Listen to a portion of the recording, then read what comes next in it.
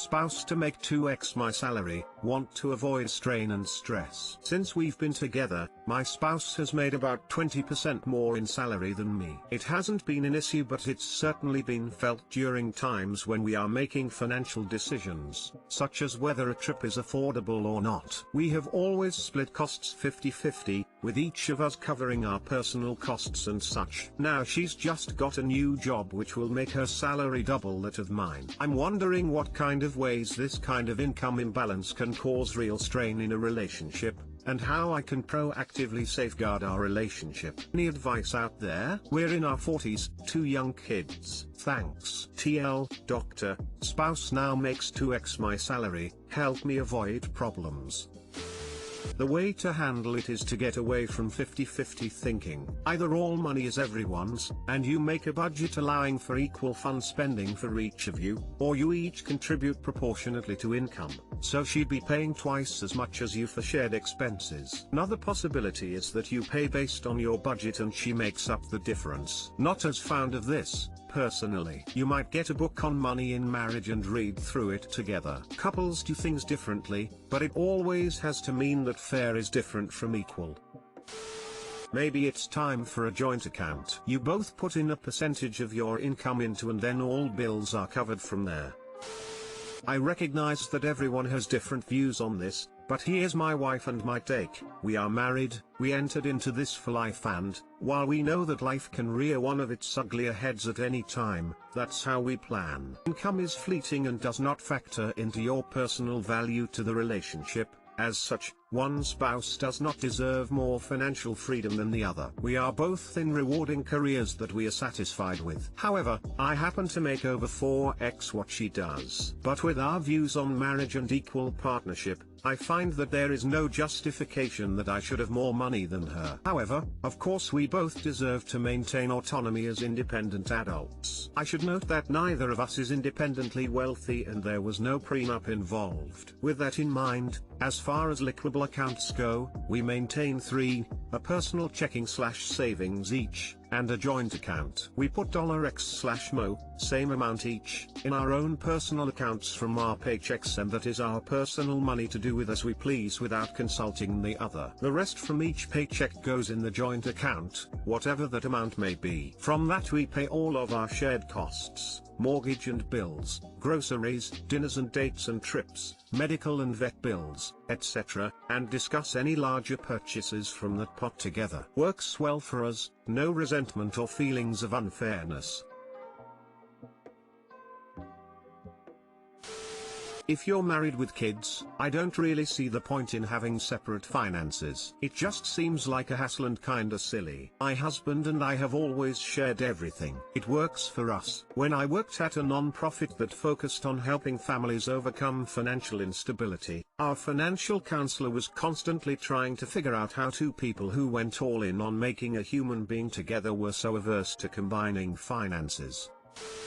Equal and fair are not always the same thing. When there is a significant difference in income, regardless of whose it is, 50-50 is equal, but it is not fair. Partner making more will always push for stuff they can afford, and the partner making less will always feel pressured or will not have any spending money. There are 2 ways to make things fair, emo. 1. All the money goes into one pot and everything gets paid out of that pot. 2. My preference, expenses get paid as a proportion of income. So if you make 50k and she makes 100k, together you make 150k. Your proportion is 33% and hers is 66%. In modern relationships, it often flip-flops. Right now she may make more. One day, you may make more. You may decide to have more children, for example, and one of you stays home, or goodness forbid one of you should lose your job, or a disability occurs, etc. In a marriage and as a life partnership you should both be able to navigate all that together. Proportional to income or one giant pot is the way to even things out,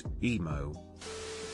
Why are statements like "I'm sorry, I'm a horrible person" unhealthy? My 19F boyfriend, 23 meters, and I have been together for about 6 months now. Occasionally he says things like I'm sorry I suck or I'm sorry I'm a horrible person to be in a relationship with and other things along the lines of that. I've tried talking to him about it and saying it's unhealthy and to me seems manipulative, but I'm not good at wording why or trying to reason with him why he shouldn't say these things. Can anyone explain to me why it is wrong so I can talk to him about it with better understanding and put it into perspective for him? Sorry if this is the wrong sub. If you think there's a better place to post this as well, please let me know. Thank you. Too long didn't read. Why are self-deprecating statements toxic?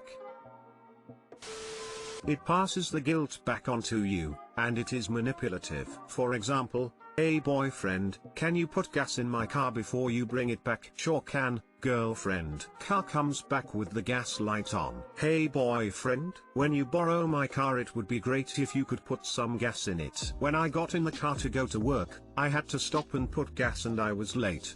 Sorry I'm such a horrible human being. In a scenario like that, he didn't respect your request, then when it was brought up, made you sound bad for being upset by sarcastically stating that he's so horrible. It is toxic, it is meant specifically to deflect and make you grovel. No, I'm not saying you're horrible and I didn't mean to make you feel that way, I was late because you didn't put gas in the car. Maybe I should have asked last night and then I could have avoided it this morning if I knew you hadn't. I'm sorry.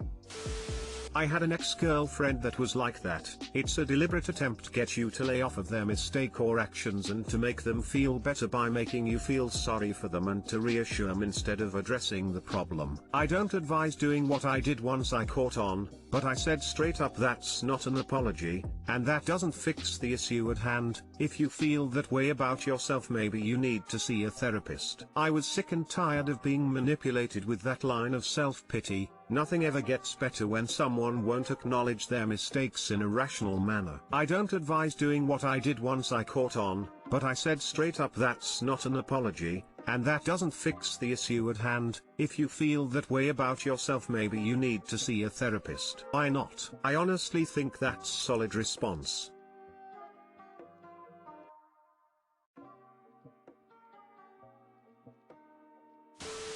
Because these statements shift focus away from the problem and onto his ego. So instead of dealing with issue X, this kind of melodrama is going to push you towards soothing him. I'd probably look into why that seems to be his response, what he's feeling when he says things like that. So that conversation would go roughly, I wanted to talk about a problem. I've noticed that frequently when there's an issue, like example, you'll say something like I'm sorry I'm a horrible person to be in a relationship with. I've found that this often derails the conversation I'm trying to have. So instead of working together on a problem, we're focused on these feelings. So where are these feelings coming from? What's going on with you? One reason it's unhealthy is because it's all or nothing thinking. A healthy apology would be something along the lines of I'm sorry I, insert incident. That was wrong of me and I understand that now. Next time I'll, insert proposed way to remedy future incidents. It allows the person to take responsibility for their actions without devaluing themselves as a person. When your boyfriend says I'm sorry, I'm a horrible person, it doesn't show an understanding of what's wrong. It doesn't allow for responsibility and it doesn't propose any future change. An added difficulty too is that he devalues himself and now attention is turned away from the issue. So you probably feel obligated to use your energy to change his mind about his opinion of himself. That's not what an apology should be. It's toxic because they're signaling their intention to continue holding themselves to an inadequate standard. If someone really thinks they're a horrible person, they can at least put themselves on the path to improvement.